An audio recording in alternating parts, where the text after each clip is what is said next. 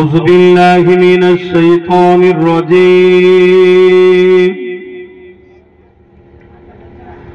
بسم الله الرحمن الرحيم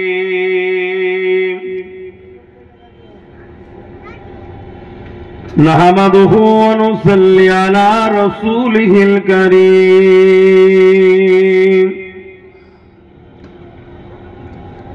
أما بعد فيا أيها الحاضرون رحمكم الله قال الله تعالى في كلام المزيد والفرقان الحميد إن الله وملائكته يصلون على النبي يا أيها الذين آمنوا صلوا عليه وسلموا تسليما اللهم صل على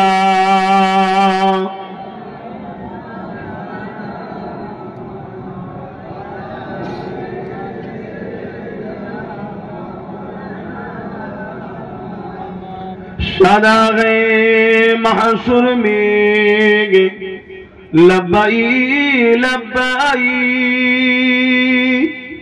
जहां उम्मतों ने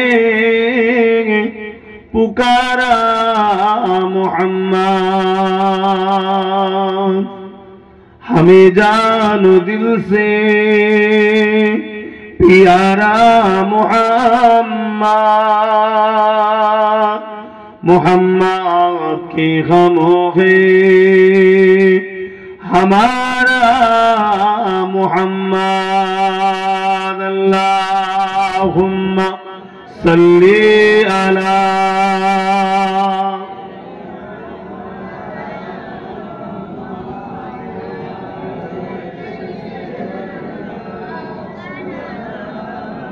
कलमे ला इलाहा इल्लल्लाह ला इलाहा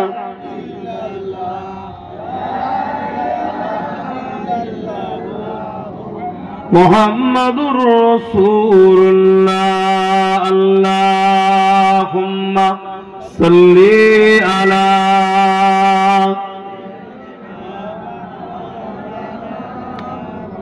वला आलि सय्यिदना अल्हम्दुलिल्लाह अल्लाह पाकेर दरबारे कोटी कोटी शुक्रिया যে আল্লাহ পাক আমাদেরকে বছরের রোজার মাসটা মিলিয়েছে বলুন আলহামদুলিল্লাহ কেন রহমত বরকত মাগফিরাত এই তিনটে জিনিস নিয়ে রমজান শরীফের মাস 10 দিন রহমত 10 দিন বরকত আর 10 দিন নাজাত বা মাগফিরাত জোরে বলুন সুবহানাল্লাহ আল্লাহ নবী নূর নবী একদিন মেহরাবে উঠছে মসজিদে रसूल আমার আমিন বলে উঠলেন সাহাবা হুজুররা জিজ্ঞাসা করেছিলেন হুজুরে আমিন বলার কারণ কি আল্লাহ নবী বললেন যে রোজার মাস পেল আল্লাহ তার উপরে এত ইহসান এত দয়া করে যে তার জীবনের গুনাহকে আল্লাহ maaf করে থাকে বলুন সুবহানাল্লাহ এই রমজান মাস আমরা ইসলাম ধর্মের অনুসারী আমাদের তো ধর্মীয় বিশ্বাস আছে অত বেশি ডিপ না ঢুকলেও আমার আল্লাহর হুকুম নবীর হুকুম আমরা রাখবো এটা সবথেকে বড় কথা ঠিক তো নাকি কিন্তু আপনারা শুনলেও অবাক হবেন আলহামদুলিল্লাহ এমন একটা ধর্ম আল্লাহ আমাকে মিলিয়েছে আমাদেরকে মিলিয়েছে যার প্রত্যেকটা কাজের পিছনে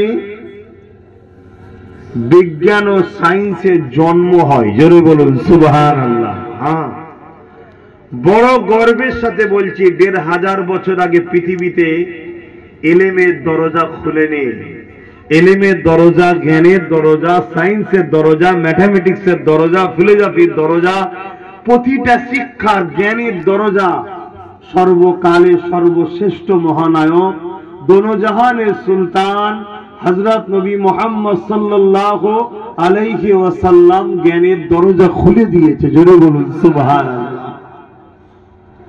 রমজান মাস, এই রোজা এমন একটা উপকারের জিনিস, আপনার সায়েন্স কি বলছে শুনুন।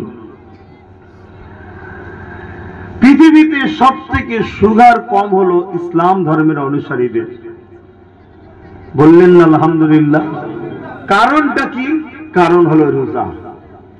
কিন্তু বড় দুঃখের সাথে বলতে হয়, আজ আমাদের ঘরের জন জন ছেলেরা রোজা রাখা ছেড়ে দিচ্ছে, যার জন্য আজকে আমাদের বাড়িতে ডাক্তার খানা একটা করে তৈরি করে রাখলে মনে হয় ভালো হয়।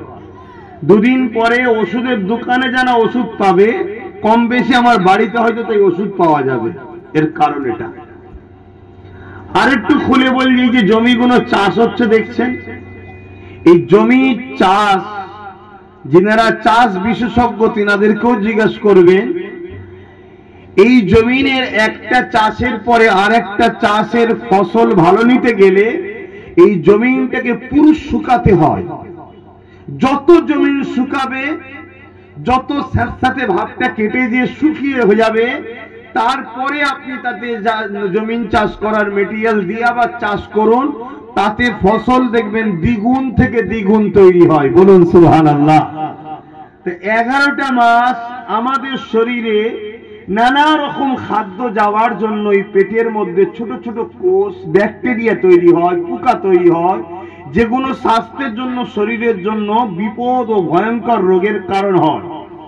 রোজা এমন একটা নিয়ামত ও এমন একটা গুরুত্বপূর্ণ কাজ, যাতে করে জমিন শুকিয়ে যেমন চাষ করলে ভালো হয়, 1 মাস এই রোজা রেখে এই পেটকে বা শরীরকে শুকানো হয়, যাতে করে ছোট ছোট পোকা, ছোট ছোট ওই ব্যাকটেরিয়া গুলো নষ্ট হয়ে যায়, মারা যায়। তারপরে আবার যখন আমরা জমিনে চাষ করি, যেমন ফসল ভালো হয়, শরীরেও তেমন খাদ্য যখন আবার দেওয়া হয়, শরীরটা তখন আরো সুস্থ ভালো তৈরি হয়। জোরে বলুন সুবহানাল্লাহ। দেখুন, ধর্মে তো আছে রাখতে হবে, অনেক ফজিলাত আছে। কিয়ামতের দিন আল্লাহ জান্নাতি খানা খাওয়াবে রোজাদারদের জন্য। অনেক বড় নিয়ামত। এই রমজান মাসে 7টা জাহান্নামের দরজাকে আল্লাহ বন্ধ করে দেয়, 7-8টা জান্নাতের দরজাকে খুলেও দেয়। বলুন সুবহানাল্লাহ। এই রমজান মাসে শয়তানকে বাঁধা থাকে। অনেক কিছু ফজিলাত আছে, ওটা ধর্মীয় বিশ্বাস, তোমার আমার কাছে, সবার কাছে আছে। কিন্তু এর মধ্যে দুনিয়ার বাস্তব কি উপকারটা আছে দেখুন, কত বাস্তব উপকার আছে দেখুন। আমরা প্রত্যেকটা দেখবেন ভাইরাস ঢুকে গেলে অ্যান্টিভাইরাস দেওয়া হয়, তাই না? যাতে ভাইরাসকে দমন করা হয়। 1 মাস রোজা হলো আমাদের শরীরকে ভাইরাস মুক্ত করার জন্য অ্যান্টিভাইরাসই বলতে পারেন। জোরে বলুন সুবহানাল্লাহ। যে ভাষায় আমরা বুঝবো ওই ভাষাতে বোঝাচ্ছি। তাহলে রোজা কত বড় নিয়ামত।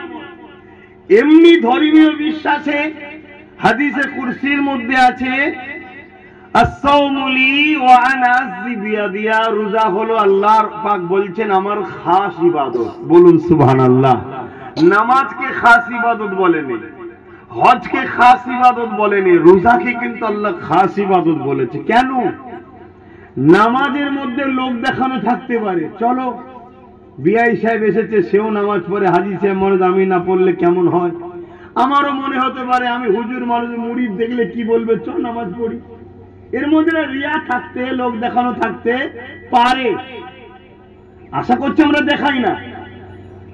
হজ একটা লোক দেখানো থাকতে পারে, চ হাজি সাহেব বলে লোক ডাকবে। সমাজে যা দুর্নীতি করেছি, যা ঝেড়ে টেড়ে খেয়েছি, হজ করার পরে আর লোক কিছু বলবে না, একবার ঘুরে এসেছি, থাকতে পারে।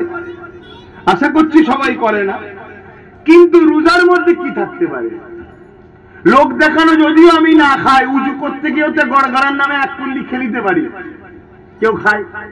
বলুন, কেউ খাই না। কেন? রোজা আল্লাহর জন্য বান্দা রেখেছে, জানছে আমার আল্লাহ দেখছে, তাই আল্লাহ বলেছেন আমার খাস ইবাদত। যদিও উজু করতে গিয়ে যদি মনে হয় সিসি ক্যামেরা এখন অনেক জায়গায় লাগানো থাকে, দেখে ফেলতে পারে কেউ, আরে গোসলখানার ভেতরে ঢুকেও তো পানি খেয়ে নিতে পারে গোসল করার নামে, তাও কেউ করে না। অনেকে পুকুরে গোসল করতে যায়, ডুব মেরেও তো পানি খেতে পারে, তাও খাই না। কেন? আল্লাহর জন্য। জোরে বলুন সুবহানাল্লাহ। তাই আল্লাহ বলছে রোজা আমার খাস ইবাদত। রোজাদারদের ঘরে আল্লাহ দুটো খুশির খবর দিয়েছে। লিসাইমি ফারহাতানি, ফারহাতুন ইনদাল ইফতার ওয়া ফারহাতুন লিকা রাব্বি। রোজাদারদের জন্য প্রথম খুশি হলো ইফতারকে যখন সামনে নিয়ে বসে, এই একটা খুশি যে সময়টা আল্লাহ দোয়া কবুল করে। জোরে বলুন সুবহানাল্লাহ। আমরা ইফতার নিয়ে বসবো, দোয়া হবে, এই সময়টা আল্লাহ দোয়া কবুল করে। এই দোয়া কবুল হয়, এটা আমাদের জন্য খুশি না দুঃখ? খুশি। দ্বিতীয় খুশি কি? লিকা রাব্বি, ওয়াদা করেছেন আল্লাহ রোজাদারদের ঘরে আমি দেখা দেবো, দিদার দেবো। জোরে বলুন সুবহানাল্লাহ। কে তিনি? এই বিশাল আসমানকে বিনা খুঁটিতে যিনি রেখেছেন তিনি আমাদের মালিক। যিনি এই জমিনকে পানির উপরে ভাসিয়ে রেখেছেন তিনিই তো আমাদের মালিক। যিনি মায়ের পেটে আমাকে আপনাকে কুদরতি হাত লাগিয়ে কম বেশি 10 মাস ধরে বানালেন, কত সুন্দর দুটো চোখ, কান, হাত, পা দিয়ে দুনিয়ায় পাঠালেন। মুখে কথা বলতে পারতাম না, কিছুদিন হওয়ার পরে একদিন মুখ দিয়ে বেরিয়ে গেল মা। তাও শুদ্ধ নয়, তুতলা ভাবে। আস্তে আস্তে পরিষ্কার হচ্ছে। কোন দিন আব্বা, কোন দিন দাদা, কোন দিন দাদি, কোন দিন নানা, কোন দিন নানি, যে যে ধর্মের ভাষাতে অভ্যস্ত দেখুন, আস্তে আস্তে সেই ভাষাতেই হচ্ছে। খেয়াল করে দেখুন মালিক কেমন, কত দয়ালু দেখুন। তাকে সেই ভাষা কে শিখাচ্ছে? মায়ের পেটে কি কেউ ঢুকে পড়িয়েছে নাকি? মহান সৃষ্টিকর্তা তাকে শিক্ষা দিয়ে বার করছে। তিনিই তো আমাদের রব, যিনি দুনিয়া আসার আগে তোমাকে আমাকে কিছু সময় না শুকিয়ে কষ্ট পেতে হয়, তার জন্য মায়ের স্তনে খাবার আগে থেকে পাঠিয়ে দিয়েছিল। সেই রবি আবার আমাদেরকে বলছে তোমরা রমজান মাসে ফজর থেকে শুরু করে মাগরিবে আযান পর্যন্ত তোমরা কিছু খেও না। শুধু খেও না নয়, মুখে থুতু পর্যন্ত ইচ্ছা করে গিলে খেও না। কেন আল্লাহ? আপনি তো এত দয়ালু। আমরা যখন দুনিয়া এসেছিলাম কিছু সময় শুকিয়ে কষ্ট না পেতে হয়, এর জন্য দুনিয়ায় আসার আগে মায়ের স্তনে খাবার দিয়েছিলেন মালিক। আজকে আপনি 1 মাস শুকাতে বলছেন কেন? 1500 বছর আগে রসুল জানিয়ে গেল। আজকে সায়েন্স তারাক্কি করছে, বিজ্ঞান তারাক্কি করছে, মেডিকেল এগিয়ে যাচ্ছে, আমরা তার রহস্য সায়েন্সের ভাষা থেকেও পাচ্ছি। কেমন? পৃথিবী বিখ্যাত ক্যান্সারের ডাক্তার সে রিসার্চ করে বলছে যে ক্যান্সারের তো ওষুধ পাওয়া যায় না, কিন্তু ক্যান্সার থেকে, যন্ত্রণা থেকে বা ক্যান্সারের যে জাম, যে পোকা, তা থেকে নিজেকে সুরক্ষিত রাখা বা দমিয়ে রাখার একটা সলিউশন, একটা রাস্তা পাওয়া গেছে। বলুন সুবহানাল্লাহ।